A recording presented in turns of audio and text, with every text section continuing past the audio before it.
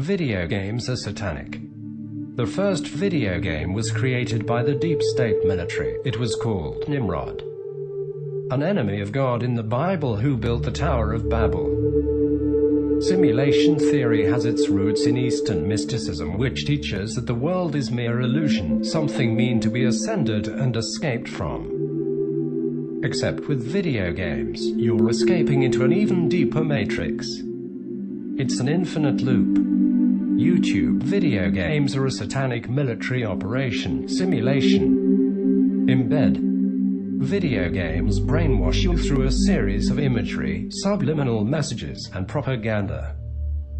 The television puts you in a light hypnotic trance, making your subconscious suggestible to the bullSusan.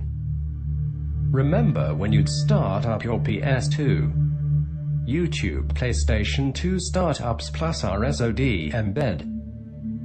It was trippy, Susan. It resembles a deep meditative process, not on the same level of acid, but it's meant to immerse you.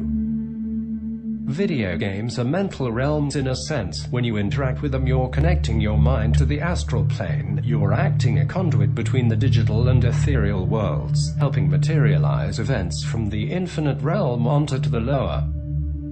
As above, so below. When you play as a character, you're basically animating them, possessing them as a demon or spirit through a series inputs, electrical signal, and code. It's a microcosm of how we operate in the real world. But another interesting that happens is the player gets possessed by the avatar as they begin to associate themselves with the character in real life and might even start acting like them mystically. All true. Mostly true. Some games have red pills though. I believe that the newest Call of Duty has propaganda in it that's light years ahead of its time. True predictive programming. You're fighting in what looks like some FEMA camp and you get sent to the gulag. It all seems so dreamlike, especially how it encourages you to ask zero questions and just play. Interesting thoughts. Anon. I've recently lost all interest in playing FPS or RTS games. I mostly only play Stardew Valley. Is Stardew Valley satanic? I'm just pretending to be a farmer. Only Street Fighter is pure. But other fighting games are protected by its aura. Hey, you're kinda lukewarm on this. You've got a vaguely good idea about it, but it falls flat by you overestimating when the research of what kicks off and effectiveness of non-VR games. When you interact with them, you're connecting your mind to the astral plane. They've tried that actually, but they weren't getting satisfactory results because of that whole video games has to be fun for it to work thing. Whatever connection that could be established would quickly break because a combination of frustration when the player loses control and how surprisingly hard it was to induce the desired level of hypnosis because the player had to willingly induce themselves to it, which they'd subconsciously refuse, to when they had to fight for control over the PC. Forcing it just didn't work out compared to the bullSusan mediums like listening to music or watching TV as they hoped. Since it wasn't working, they simply decided to delay this avenue further down the road because they came to the conclusion that the level of technology wasn't sufficient. And new game plan was the next step, which was monitoring and researching the player via video games. Data mining and big data essentially. That and plain old fraud by moving money around with Susan T edutainment games to public schools because then companies could move more government funds through payments by public schools, but that is small time. As mentioned, it was VR when they came back to the control plan for video games, because getting your brain to be 100% immersed was proving fruitless with non-VR, but with VR that is a whole different ballgame. So immersive it Susans you hard with uncanny valley and possible dissociative episodes, and that was when it was just a proof of concept gimmick without any tinkering. Results couldn't be better. Not even one sentence in and you're already wrong. One of the candidates for the first video games was a machine called the Nimrod, which was presented at the 1939 World's Fair and could play a game called Nim, which has been around since ancient times. There was an actual computer later built called the Nimrod, in reference to the game it played though. TLDR, the game was called Nim, not Nimrod. The Nimrod name was later chosen as a reference to the game and you're a dumb Susan. Most of the Susan I got as proof is boring stuff like this. Unlike the really fun stuff like abductions where the AIs did horrible torture and slapped your soul in a clone body, then wiped your memories and replaced them. This Susan is boring. Really boring.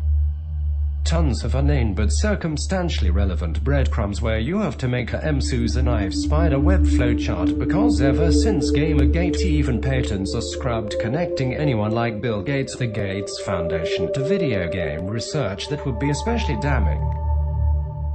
DARPA is pretty open about video games, cybernetics, and drones though.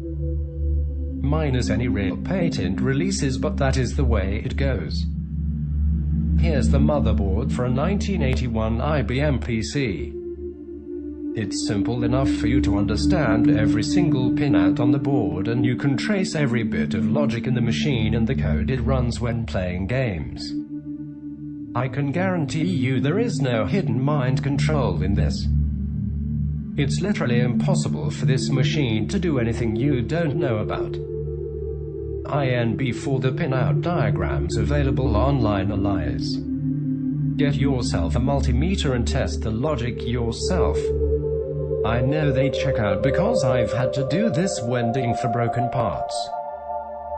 Other systems like early Atari consoles, the Odyssey, hell even the NES are simple enough to be understood fully, and you can learn what each individual part does and how it works together.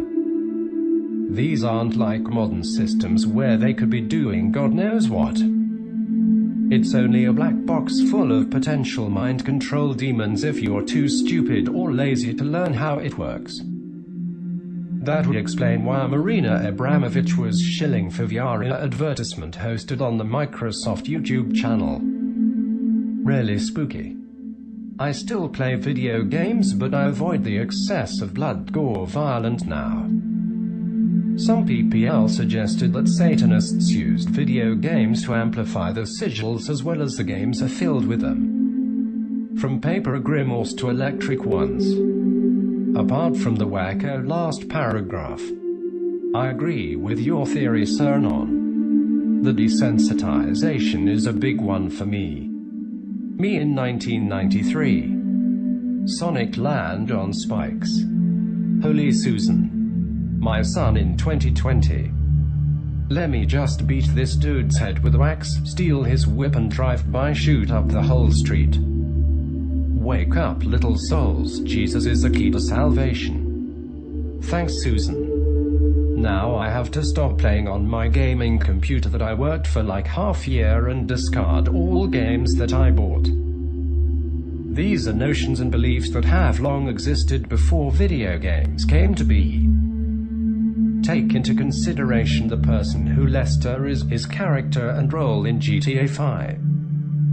I don't doubt for a second that the creators of the GTA 5 franchise are Satanists. I mean that whole secret society thing with their guys in blue, which I think symbolize Scientology, should have been your angle. When you play as Michael and join the secret club, when you die the leader of the group talks to you in the sky, symbolizing that he is some god or something. I think the game developers researched the conspiracy theories to implement into the game. Whether they actually believe them or did it for the sake of adding depth to the story, I don't know. I don't doubt for a second that a game company as big as Rockstar is tied to certain people with certain connections that allow them the influence and reach they do.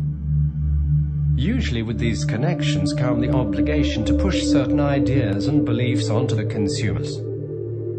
If I said to you that a lot of the story in the game reflected something I had experienced in 2012, you'd call me a liar. If I told you this game provided certain parts of the story that acted like anchors to reinforce certain brainwashing and mind control programming that occurred in 2012, and that they were extremely specific, with even the name of one of the main characters to reinforce the brainwashing and programming, not only would you doubt my sanity, but you'd think I was some arrogant fool who makes himself to be something he isn't. Surprised nobody has mentioned this, but Sandy Peterson, the level designer for the vast bulk of the first two Doom games, was well known to be a devout Mormon. He frequently defended the game's use of demonic and satanic iconography out of the fact that the entire game franchise was based around destroying those things. There isn't a single moment in the original games where the player is made to think, hey, maybe demons are good.